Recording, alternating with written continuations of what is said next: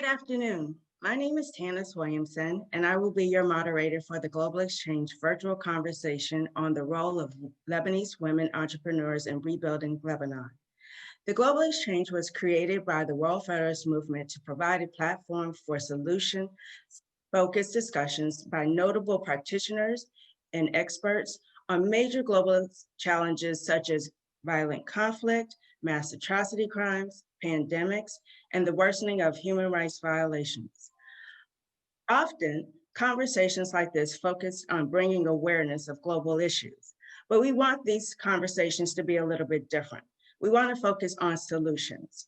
We want these conversations to be interactive as possible, so we really want you, our audience, to ask questions, make comments, and so I will further talk about the impact that women have had around the world in peace, security, and as well as the adoption of the Resolution 1325, which was the first resolution on women, peace, security adopted by the UN Security Council.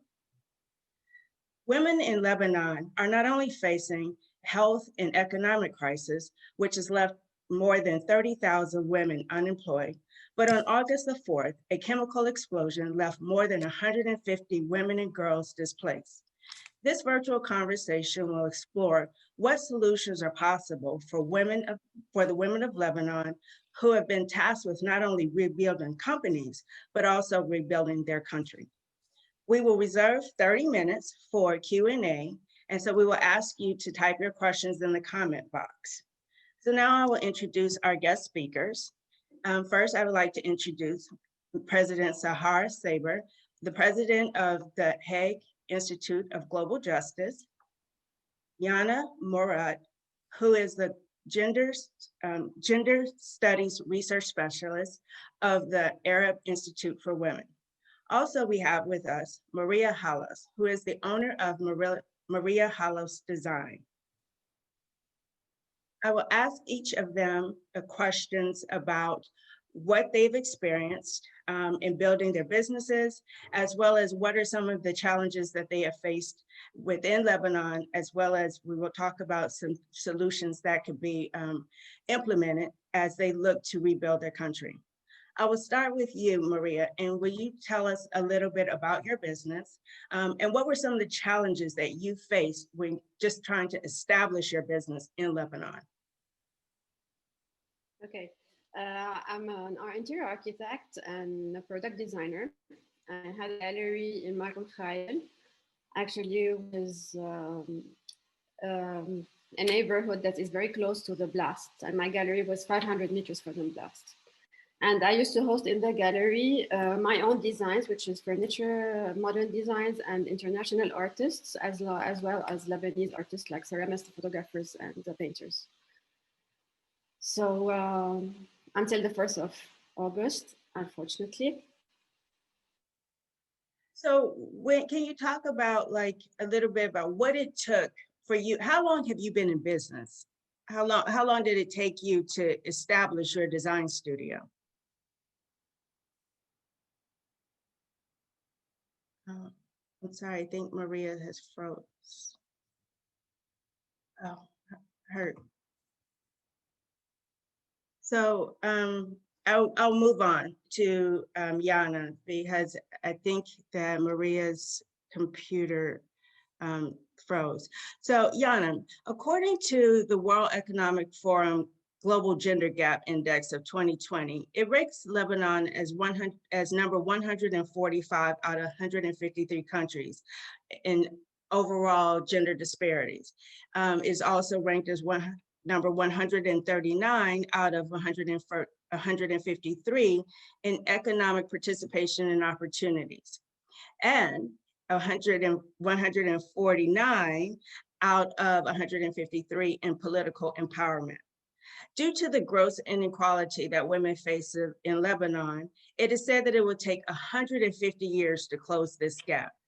When looking at those figures, how can technology, sustainable development strategies, and implementation help women to reduce those numbers? All right. So amid the twin crisis that we are facing in Lebanon, I think that technology helped women to access more jobs, especially on social media platforms. But the problem is that these jobs are in the informal sector. So, for example, women are now more able to access tutoring jobs through virtual meetings using platforms like Zoom or WebEx or Teams or whatever. Uh, of course, this is all anecdotal evidence. We don't have numbers to prove this. Anecdotal evidence also suggests that these people or women who are using these platforms are getting compensated with fresh dollars, which might be better for them than getting paid in lira, given the whole crisis. Regarding sustainable development, it's very unfortunate that all policies that are pertaining to sustainable development lack a gendered lens. So if we look at the previous government, the one that was formed by Hassan Diab, 30% of the resigned government was composed of women. So we had 6 women out of 20 members.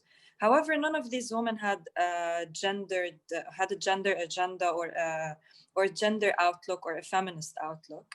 We can see this through the basket of goods that the government decided to subsidize. The basket, for example, lacked sanitary pads, which are essential for women, and instead they were subsidizing products that were more geared towards men. So after the blast, things got worse. All the reports that were published were not gendered. So all the reports focused on the general public, and none of them focused on women per se. Even though also anecdotal evidence suggests that women were greatly affected, it was shown that in neighborhoods like Ashrafiyeh, a lot of elderly women were living by themselves. So they had no one to help them and no one to protect them. So with the blast and with the destruction of their houses, they lost everything and they have no provider now. Also, aid was not gendered, reconstruction services were not gendered, interventions were not gendered. As such, there's a coalition of 44 CSOs. So these civil society organizations, they drafted a feminist charter and they asked donors and decision makers to have a gendered lens whenever they were providing all these services to women. So we're hoping that sustainable development projects and policies will be more geared towards women as we are a vulnerable group in Lebanon. So because the government is facing so many challenges, what role can women, how do women come to the table? How can their voices be heard, and where can they go? Okay, so as you know that like the most important barrier in Lebanon is the patriarchal structure. So even though Lebanon is or seems to be the most open country in the Middle East, culturally and socially and economically, we still have a patriarchal structure that dominates every area of life. So can you hear me? I think you froze. Okay, because you froze on my screen. So now Lebanese women are facing a double crisis. So we can say that we have a twin crisis. You have the public health crisis and you have the economic and the financial crisis, which has been the worst since the civil war of 1975. So these vulnerable groups are more affected than men, especially women. And now you have, I'm sure that women are going to face trouble with their mobility due to the theft and the sexual harassment cases that we are hearing about, especially in Beirut areas. So even though we have a crisis, I think that there's an opportunity on 3 levels for women to be able to access more jobs, and maybe they will be able to access decision-making positions. So access to knowledge has increased due to the technology that we're using. But as I said, these opportunities are more concentrated in the informal sector. So women have no social security. Another incentive for women would be the fact that they now can seek employment opportunities as they have an incentive to work from home. So these work from home policies can help women balance between their domestic work and their employment or their professional work. And also the dollar crisis is causing many foreign workers to leave the country. So this means that we are going to have a demand for jobs. So the Lebanese have to have to supply these jobs, whether in domestic care. You can see that new opportunities are arising, for example, babysitting, cooking, where women are going to have more opportunities. However, when it comes to decision-making positions, I think that the patriarchal structure has to be dismantled for us to be able to reach those decisions. So is that possible? Like, is that possible? What personally, go ahead. Go on. Personally, I don't think it's possible, but I think we have to be a bit positive, because you see this patriarchal structure is deeply entrenched everywhere. So if you look at civil status code, we don't have a civil status code. You have a religious code. So if you marriage, divorce, inheritance, everything is regulated by religious authorities. So this further deepens the patriarchal structure that we have. And lately, you can see all the backlash that women are facing from ministers, from parliamentarians, from male ministers and parliamentarians, who just think that they stereotype the role of women, if you want. So I don't know how possible it is, but I think it needs a lot of time. But the situation, I guess, is getting better. The fact that we got 6 women to be part of the last resigned government is a step in the right direction. But these women have to prove that they have a feminist agenda or a gendered agenda, that they want to advance women empowerment and women's rights. So I'm going to ask you, Maria, I'm coming back to you, because I want to know that as Yana had just mentioned, as far as, yes, you do have 6 women in part of your parliament. You do have them being able to be at the table. But as a entrepreneur, a woman entrepreneur, what does that mean for you as you have lost your business? I mean, so where can you go at this moment to, because most times in most countries rather, you would depend on your government to help. You would depend on the governmental resources to be available. But as things are changing, what does that mean for you in the immediate, the right now? Okay, I apologize first of all, because the internet connection is really bad and I lost the connection. So I was not able to continue what I was saying. So just to answer your question, and then I will go back to what I was saying. The major problem is we had no compensation, as you said, while the other governments would have helped immediately the women in business or any small business in the country. We had many NGOs come and assess our businesses and our losses, which are really huge. You cannot imagine. Whatever you see on TV is nothing compared to reality, believe me. The distraction that we had and the negative impact that we had on our businesses is nothing to be compared on what you see on TV. I'm talking about my street, my neighborhood, because the Pharaoh Street is really very close to the port where the blast happened. So we lost not only our spaces, we lost 80% of our stock, which is huge. We lost our assets, everything. So we're really left with nothing to rebuild our businesses. Now NGO came and assessed. I had like 10 NGOs coming since the second week of the blast. And nobody ever answered. Nobody ever gave a positive solution. Nobody came to help really. It was, all assessments and talks. We had to fill forms. They came to the whole neighborhood.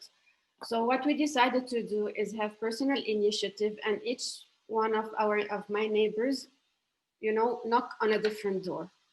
Luckily, I'm a woman in business, so I had been approached by I Stand for Women, which is a women NGO in Lebanon, and help a lot of women in business and empower them.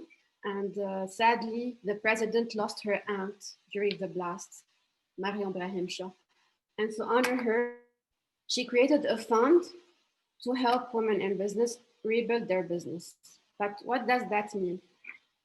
They approached me, and luckily I was selected. So what they're gonna do, they're gonna renovate my space. So it's about construction, reconstructing the space. So they're gonna select other women also. But the problem is that, it's really very small NGOs that were built by personal initiatives, and they don't have enough funds to really, help everyone. Just to talk about my street, we are 10 women entrepreneurs. It's a lot, while we have just, 5 men entrepreneurs in the streets. Sadly, 3 of them already left because, they saw no future, and they just left because they were really shocked.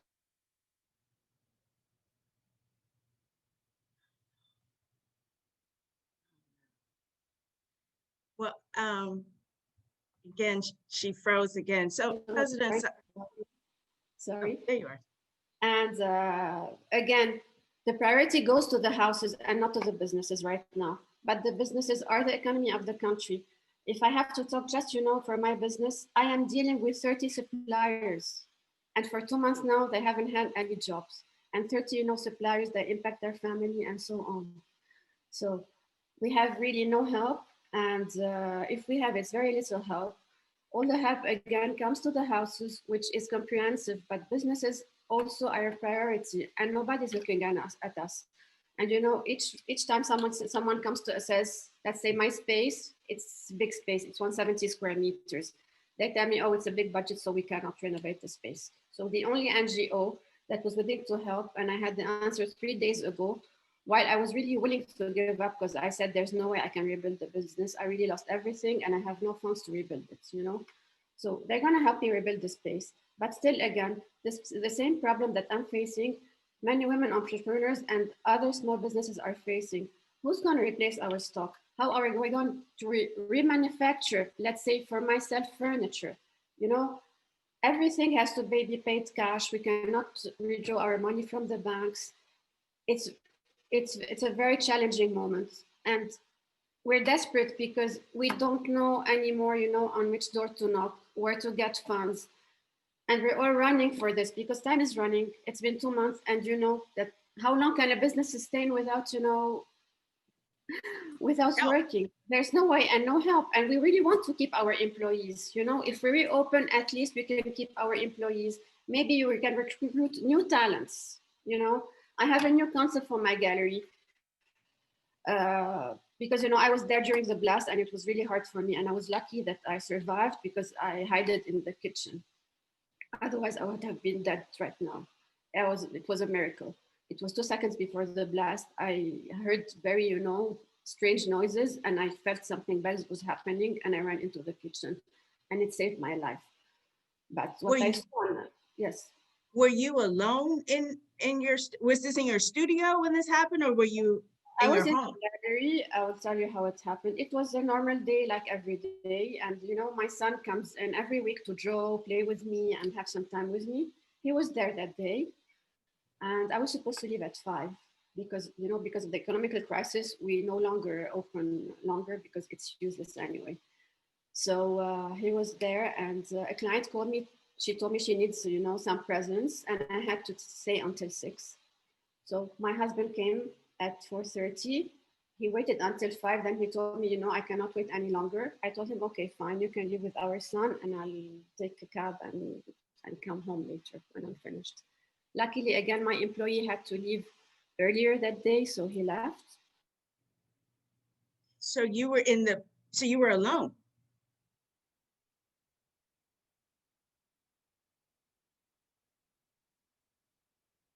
She froze again. So President Sahar, the client was there. So President, I was alone, and my client came, and when my client left, I came. Oh my gosh. President Sahar, one of my suppliers came in, hid with me in the kitchen, and saved our lives. It was so. Oh my gosh. President Sahar, I'd like to bring you into this conversation because Maria just brought up a point that I would like your insight on, and that's can you hear me? Yeah. Okay.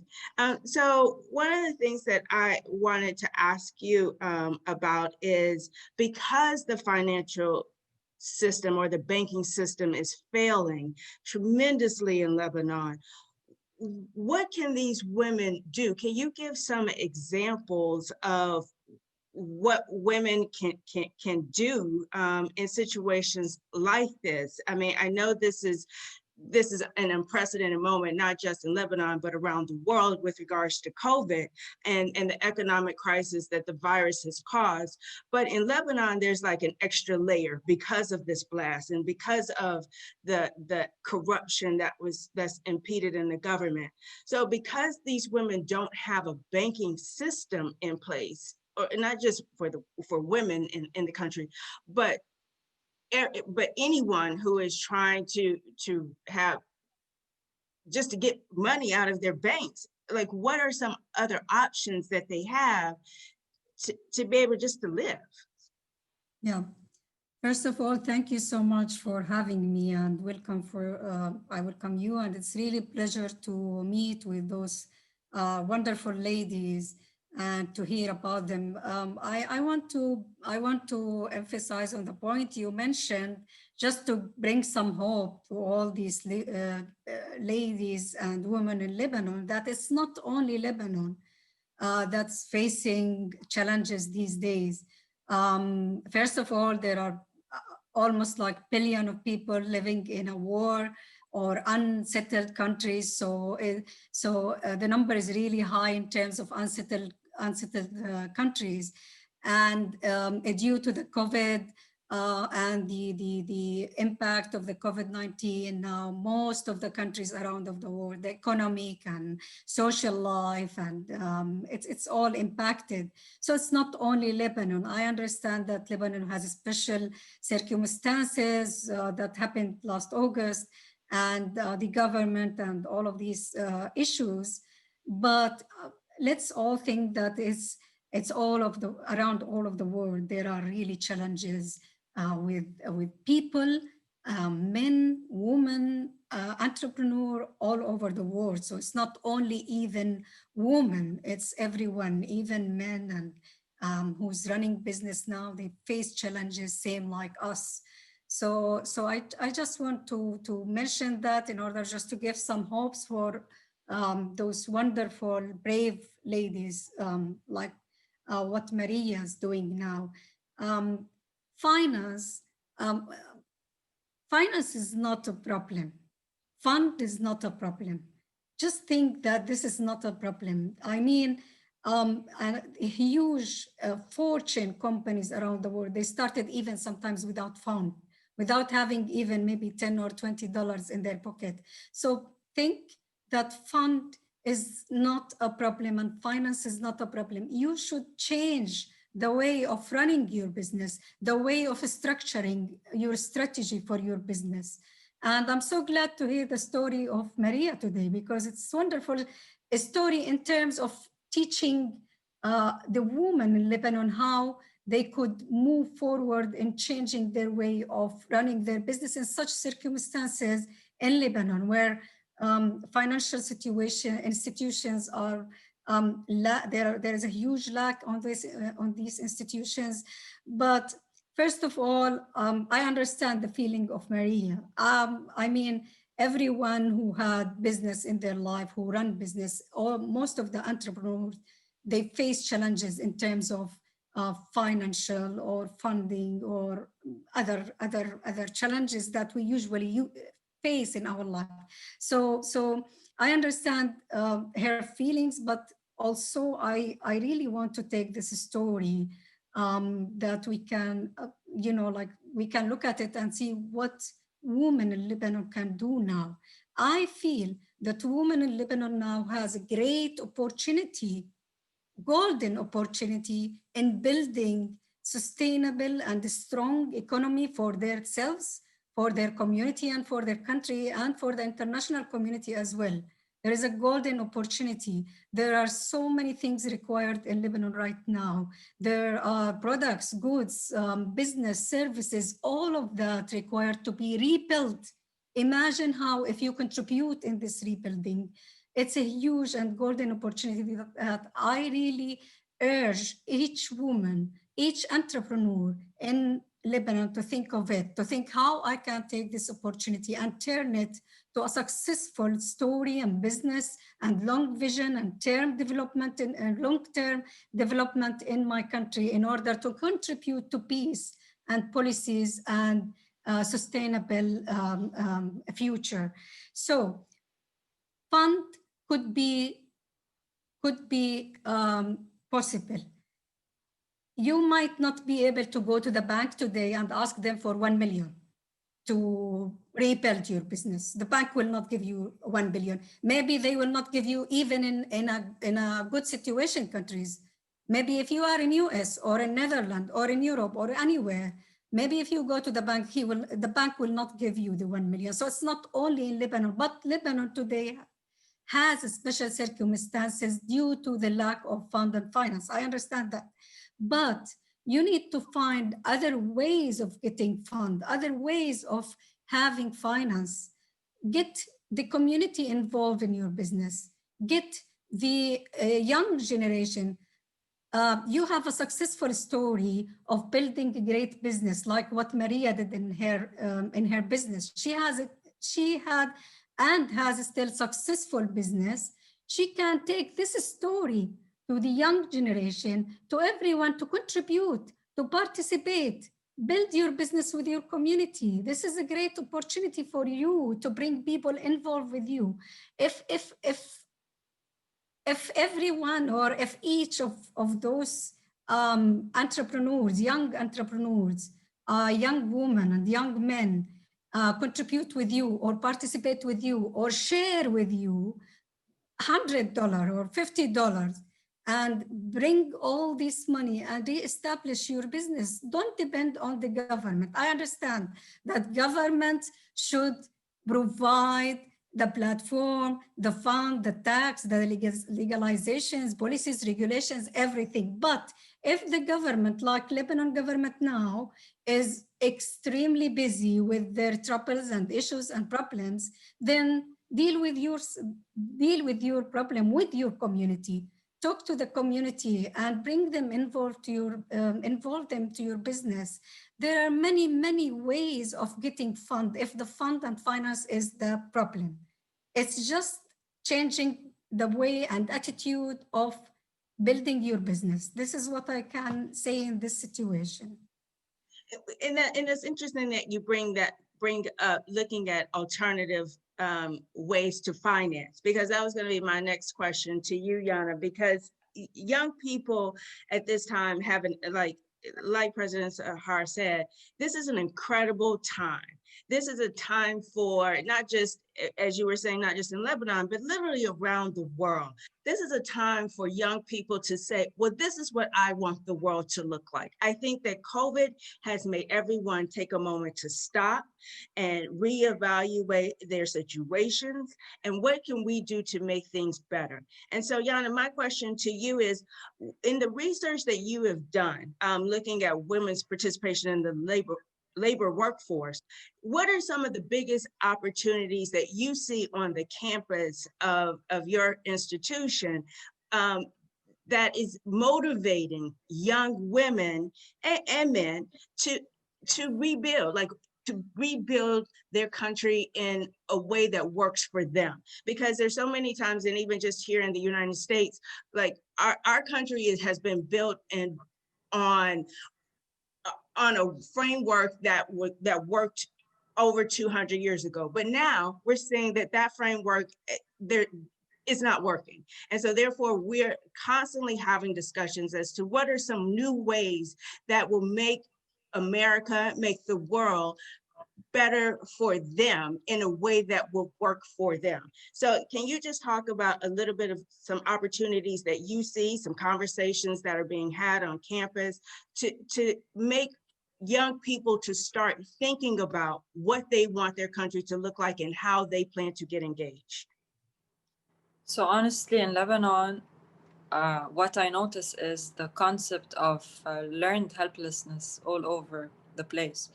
So the October uprisings that took place last year, if you want, we can say that they were a light of hope for the Lebanese to change.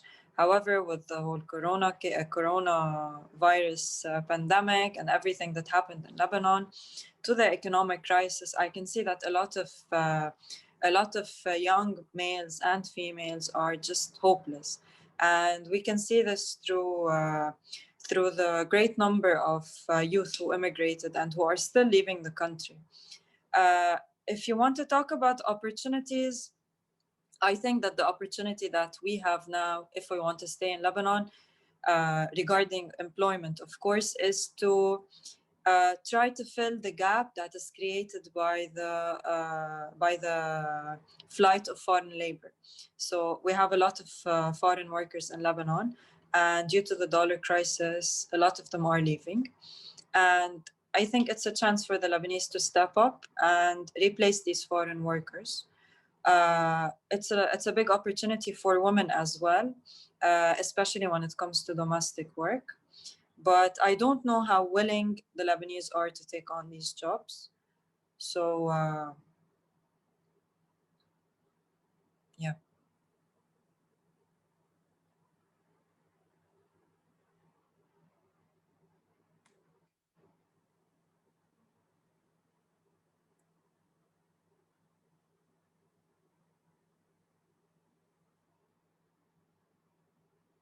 I think she lost her connection.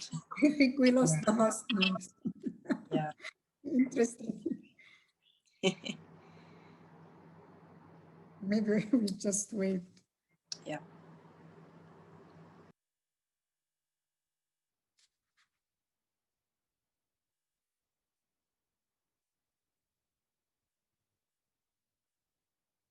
I think we even lost Maria, if I'm not mistaken. No, I'm here. No, but Yeah, actually, I'm Maria's here. here. And I wanted to thank you. I wanted to thank you for your optimism and your advices. I will answer you one a bit later. I have just, some points I would like to discuss with you. Please, it's my pleasure. I'm first of all, I'm Thank really you so much. so sorry about what happened to you and to every person in Lebanon. Our heart and mind really with you, and it was really sad to see what happened. But I'm kind of people who are very optimistic always, and I try to always find the golden opportunity and grab it and try to make something out of it. And that's what I really hope from each woman in Lebanon, because you are a country with open-minded, educated, lovely people. I mean, this is great, and I still have lots of hope for Lebanon, and I'm sure that you can do it. I think there is. I think that there is a lot of opportunities, not just like you were saying, not just in Lebanon, but I think that there is this is a time for women to come together and start thinking through, well, what can we do globally to make things better? Because it seems as though we're all facing some of the same challenges.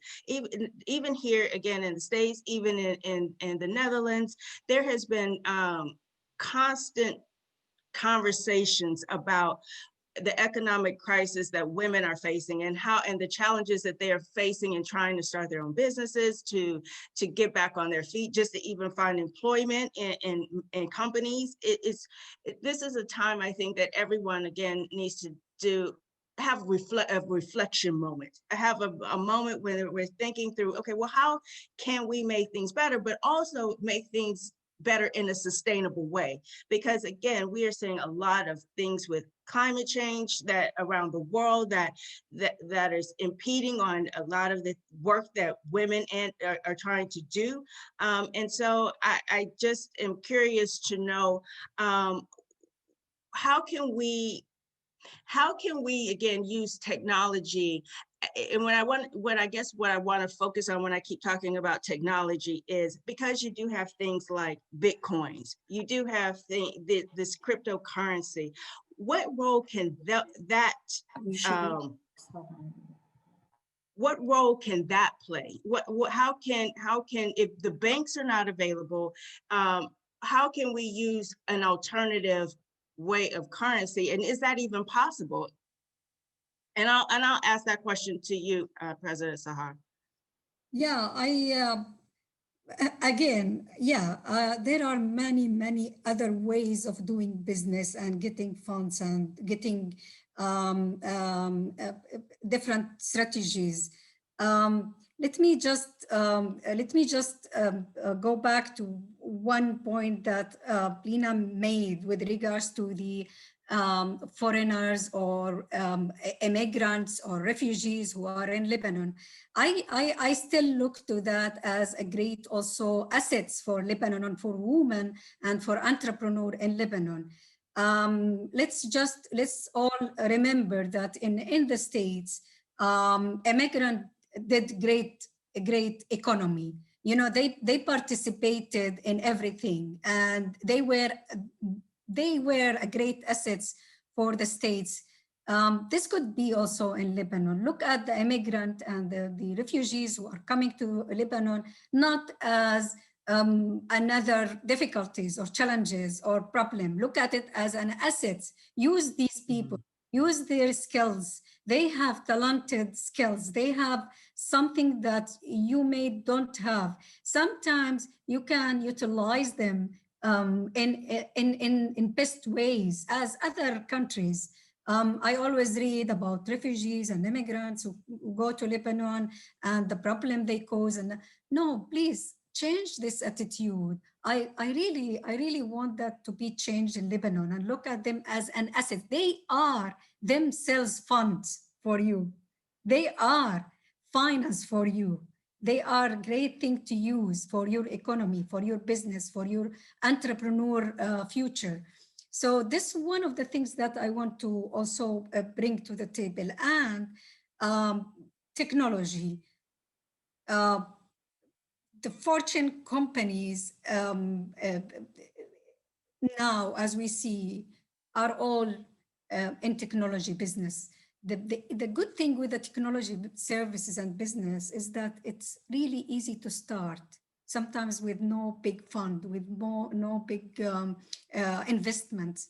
So technology now is in health, entertainment, transportation, education. Everything now depends on the e-commerce and digital services and all of that. This is also a new opportunity for the people in Lebanon, new business opportunity. You can start this with very minimum investment, and then it will turn to $1 billion of business, same like everywhere around the world. So this does not require this amount of finance. You don't need to go to a bank to start souk.com or to start Kareem or Uber or WhatsApp. You don't need to go to bank for 1 million or 2 million or 3 million.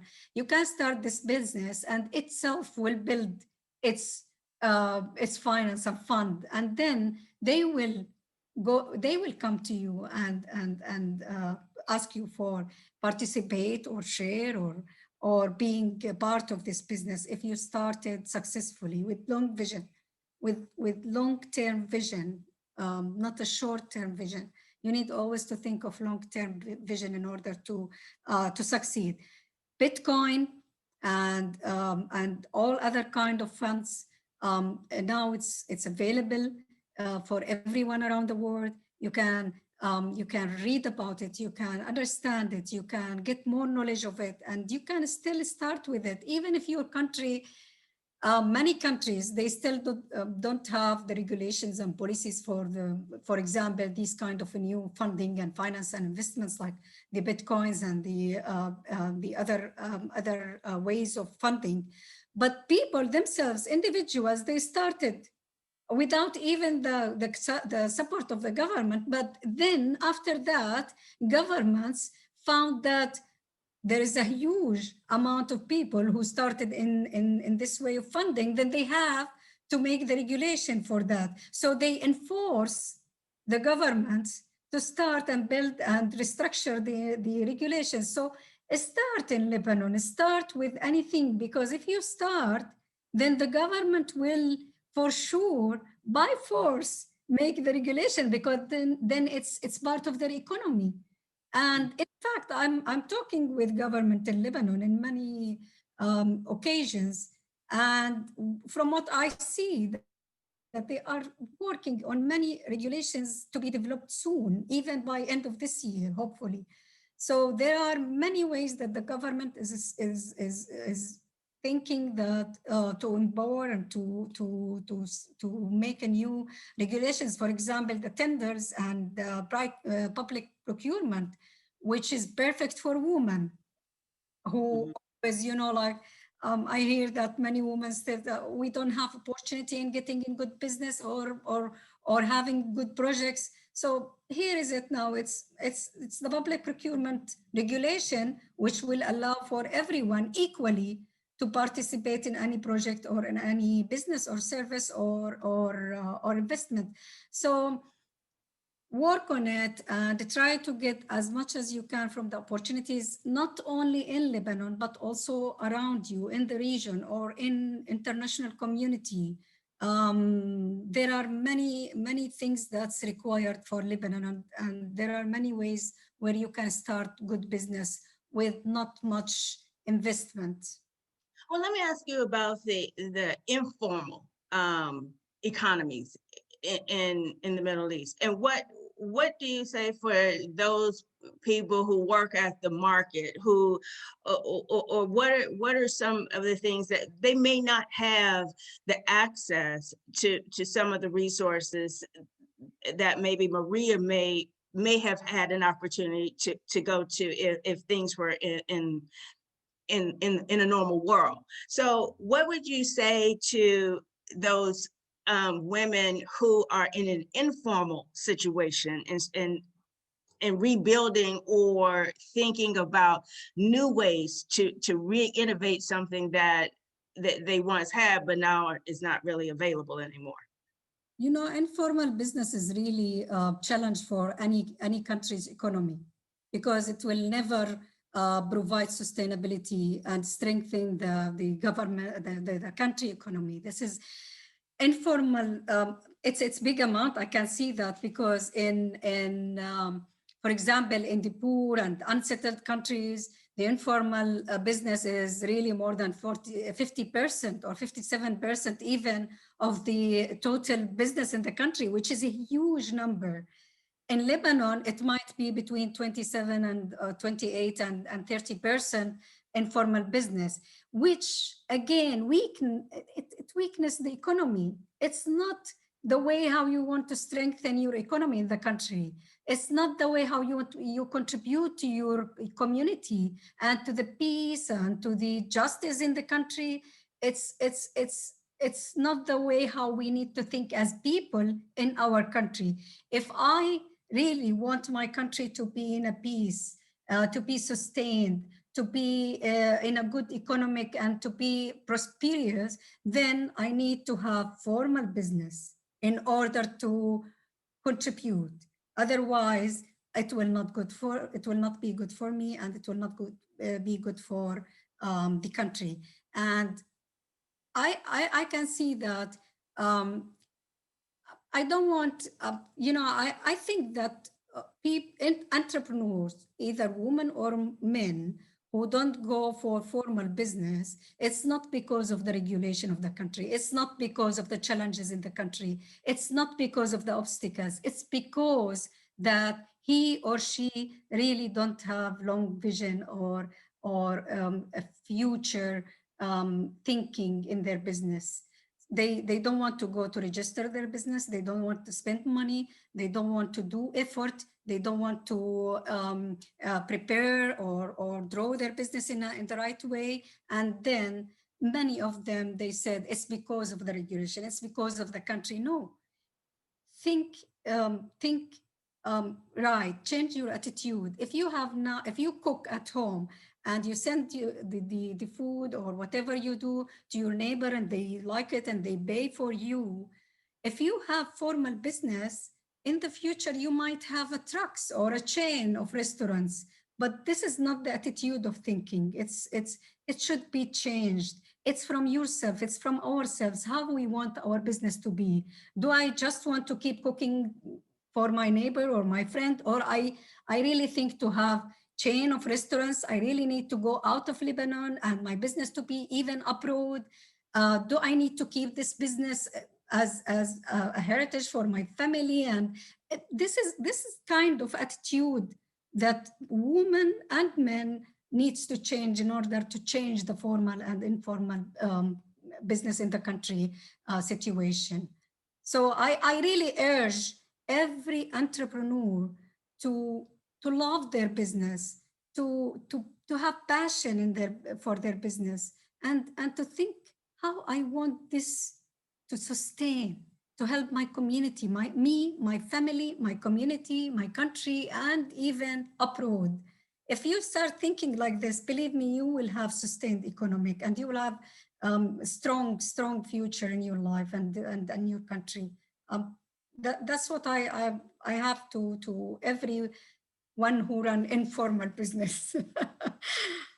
And so one of the things, Maria, I want to bring you into the conversation, because something that President Sahara just mentioned was community engagement. And one of the things that you had talked about was that on your street that you, like 5 of the businesses have come together.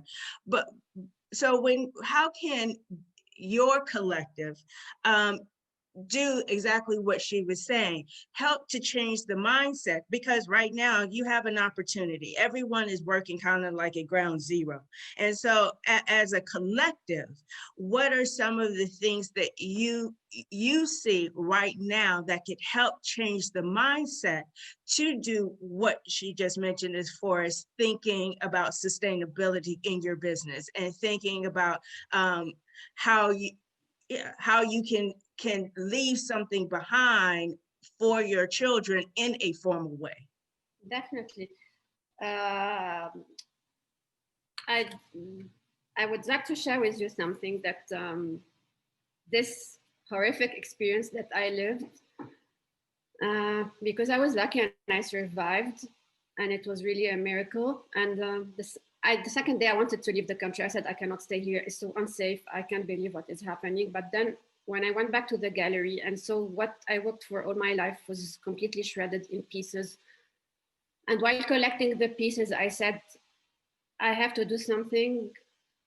I have to keep being rooted, and I have to find a way to bring back the business. And because I feel blessed to have the chance to have survived to this tragedy, I said to myself that the business cannot be the same before and after the blast.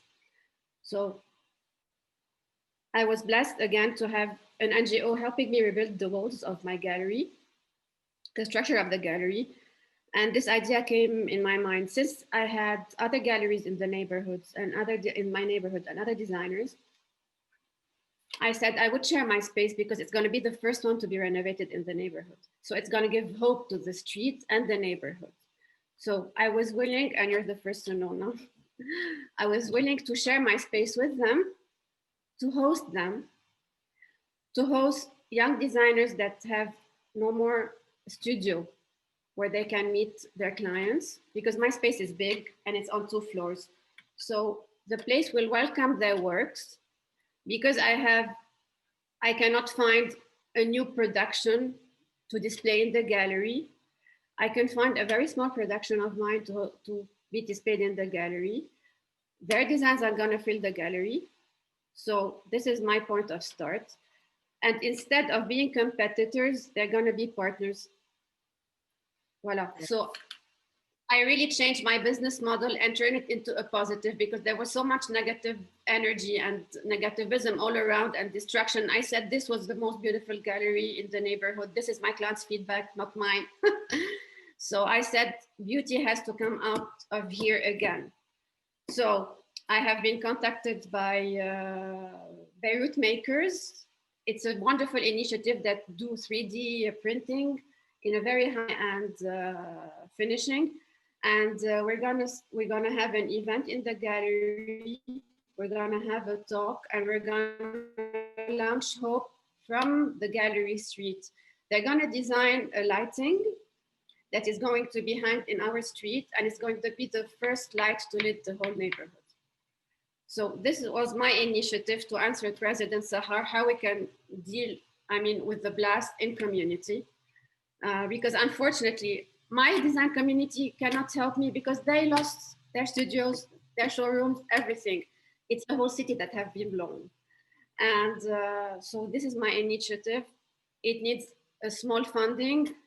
I hope I will be backed up and I'm willing to do it and team with other NGOs. I haven't found a strategy yet because I mean, I had the nice surprise last week to know that my space is going to be renovated and I can start this initiative. Voila, this is the good news. And I would like to just thank President Sahar for her positive input and her support. I just want to explain to you, President, the challenges that we go through. It's not that we don't want to start new initiative. It's not that we need loans of millions, not at all. Maybe we need even less than $100,000 to start our businesses again, because we lost everything. Our computers, printers, all our assets have been lost, or our stock. The problem in Lebanon is we cannot take a loan from the bank. We cannot withdraw our own money. My company's buying money, I cannot withdraw it from the bank. You know, we have an unofficial capital control. It's a problem. The dollar rate with the Lebanese lira exchange is a problem. All the supplier, whenever I have to manufacture now a new piece, even to renovate the broken pieces, the broken furniture of my clients, imagine that I have to pay in cash. I have to ask my clients for cash. The suppliers do not take checks.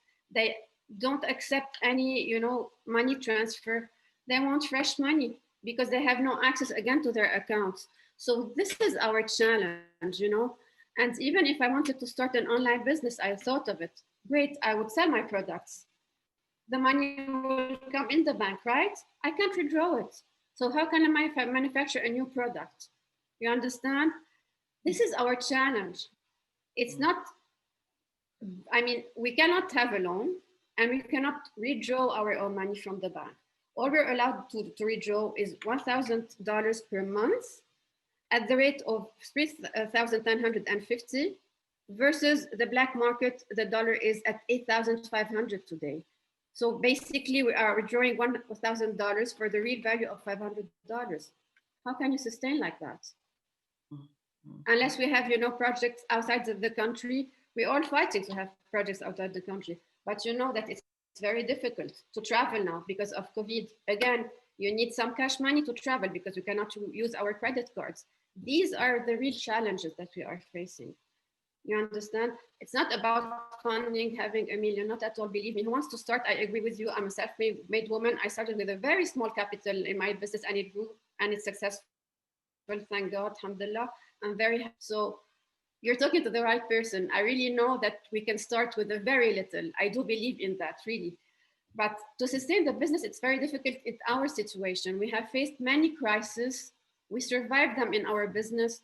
We try to keep our staff, not to cut salaries. But at the end of the day, I mean, you're stuck. You know what I mean? We feel our hands are tied because there are no solution. And to restart again the business, just to give you an idea, if I want to recreate a small collection for the gallery, I need cash, $25,000 cash, while my money is stuck at the bank. So you know what I mean? If I need to buy today a laptop, I need to pay it cash. They don't take checks. So it's basic things we're talking about. It's not really, you know, luxury or anything. It's really basic things that are very challenging to rebuild our businesses. So this is our main challenge. And the initiative of our street, I would really like to talk about it because it's a very beautiful street in Mar Mikhail. It's called Pharaon Street. It hosts buildings that have been built from the 1930s until 2018. So it's a heritage street. And I was living in this neighborhood since 2006, and I started my business in 2009. So it's my small village, and I really love it. And people in this neighborhood are a big family. We say hello to each other every day. Everybody bumps into the small shops. We're all, you know, very united in this neighborhood. So now what we are starting is having a private initiative to try to fix the buildings, to fix what the NGOs are not covering, you know, by calling some friends in the US, abroad, etc., to get funds to, you know, renovate our streets, because it's one of the streets that have been heavily affected. The street that is behind us, unfortunately, hosts unprivileged families, but they have been taking care of Fajwa, an NGO that is fully renovating their homes. So it's amazing. But our street is funded by, some parts are funded. Let's say I'll take, for example, the buildings for now. What they are renovating is the aluminum and the glass. That's it. This is what is covered for now, you know. But the interior of the houses is not covered. And again, to answer President Sahar, I don't like to talk a lot about myself. People who know me know that. It's been 2 months. I have put my services as an interior architect to help all my friends that lost their homes. So this is how I put my skills, you know, to the service of the community and the society. And whoever needs help, I am part of the Vital Voices program. I have also offered my services. Whoever needs help can come to me, ask for advice, anything, I will do it fully for free. So I think I covered all the challenges that we are facing, all our initiatives, and I'm really counting on you for a good advice and how to move forward. And how to, you know, convince women to stay in this country and not leave. And I want their kids to stay here because, you know, in my gallery, I had so many talents coming in and out, and I was so heartbroken because there is potential, and these young talents leave us because they think they have a better future abroad. I want to keep them here. I want to mentor them, continue having them, you know, in the community. I want the design community to grow bigger. Get them involved. Yeah, you need to get them involved. If you get all these young generation, women and men, if you get them involved, then they will feel that they have something in their country. They have something belong to. They can't leave it. That's what I said in the first moment when in our first conversation, when I said, bring them involved in your business. Let them share your business. Get them, instead of getting the funds and supports from the banks, get it from these young generation. Even if it's $1, they will feel that they have this gallery, or they will have this this business running in their country. Then they have hope. You need to have roots for them, and they look for sustainable life. They look for future. Give them this future. You, Maria, and all other entrepreneurs in Lebanon, all other successful people can bring those people, the young generation, women, men, youth, to be business owners, to be stakeholders, to be partners with you. Then they have something in the country. They have future, they have hope. I think this could be the best way. If the banks will not support us, then yes, thank you. We have the community who can support. $1 from each one.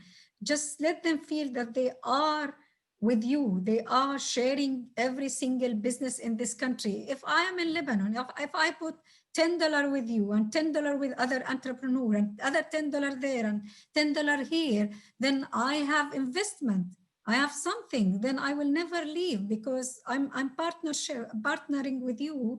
I'm a stakeholder in building this country. So this could be the move for the economy, and the economy is peace. If we have good economy, then we have peaceful life. So get them involved. Thank you. Well, we have one question before we wrap up I'll direct this to you, President Sahar. So women representation now matters more than ever. What do you think of enforcing positive discrimination in businesses, and on what level? If I understand your question, I did not get it, but let me try to go to discrimination. I again urge women to avoid just thinking of the discrimination or women and men. We are all successful now. We are all, men and women needs to be side by side and work together in order to build the community, especially in countries like Lebanon, in countries with unstable situation or war situation. I really want women to celebrate, to enjoy the success they had, because since 80 or 70 or maybe 100 years. They are fighting to be in political, in business, and they are now 30% in countries like Lebanon or Egypt, 50% in Denmark or Sweden of cabinet, ministerial cabinet are women. I think this is great. Let's celebrate this. Just forget the discrimination, forget all of that. Enjoy being a woman in business, enjoy being a woman in contributing with your community. Enjoy this moment and then be successful in order to be influential, in order to participate in political, in order to participate in government. If you are successful, like Maria, she can really make a great impact on her on the street, or people live in the street, or the community there, because she's successful. People look to her as a model, not if women or men. She's a model. So if I did not get the question exactly, but the answer I have for who asked this question is, forget the discrimination, pass this stage. We already passed it. We are now, we are in government, we are in politics, we are in every domain. So enjoy the fruits of the success and continue your successful with that. So this is what I can say for every single woman. Thank you so much for that. And with that, I want to thank each and every one of you for participating this afternoon. And I apologize for the technical difficulties that we have had. This was not something that I had planned. But again, I just want to thank you for participating this afternoon and taking a few moments to speak with us. And so with that, I will end this conversation. And again, thank you so much and enjoy the rest of your afternoon. Thank you so much for having us. Thank you for having us, and nice to meet you, ladies. Thank you. Bye-bye. Okay.